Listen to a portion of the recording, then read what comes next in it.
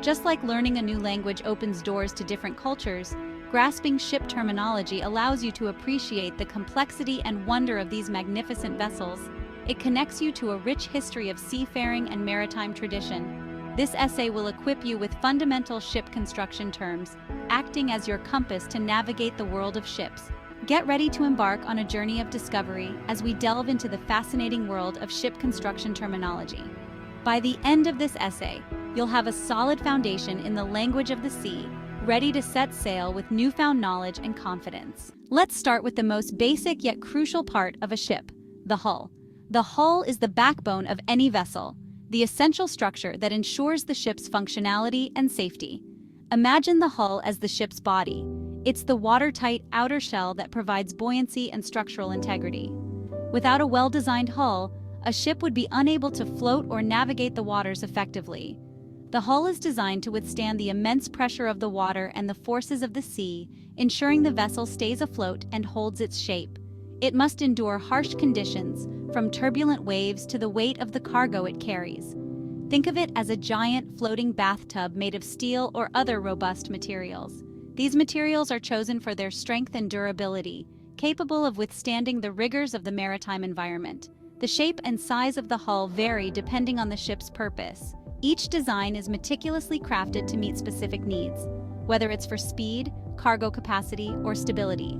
A cargo ship, for instance, has a wide, spacious hull to maximize cargo capacity, allowing it to transport large quantities of goods across vast distances efficiently, while a sleek sailboat has a narrow hull designed for speed and maneuverability.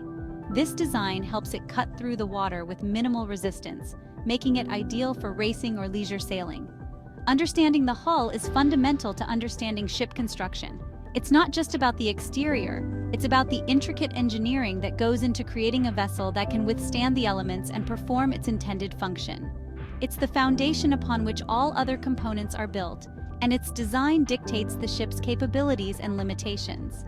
From the keel to the deck, every part of the ship relies on the hull's strength and design to function correctly. Now that we've covered the hull, let's move on to the ship's orientation. Imagine yourself standing on a ship, feeling the sea breeze on your face. The direction you're facing is the bow, also known as the front of the ship. Conversely, the opposite end, the back of the ship, is called the astern. Think of it this way. The bow cuts through the water, leading the way, while the astern follows behind. The bow is often characterized by its pointed shape, designed to cut through waves efficiently. In contrast, the astern might house the ship's propeller and rudder, crucial for steering and propulsion. Understanding the bow and astern is fundamental for navigation. It provides a reference point for understanding the ship's direction and movement on the water. While bow and astern define the front and back, port and starboard help us navigate left and right on a ship. Imagine yourself standing on the deck facing the bow. Your right side corresponds to the starboard side of the ship. Similarly, your left side corresponds to the port side.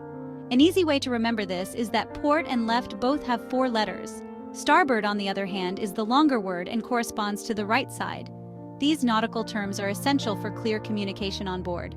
Instead of saying left or right, which can be confusing depending on the speaker's orientation, using port and starboard eliminates ambiguity. This is especially crucial during critical maneuvers or in emergency situations where every second counts.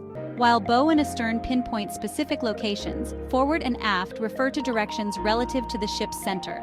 Forward indicates a direction towards the bow, the front of the ship.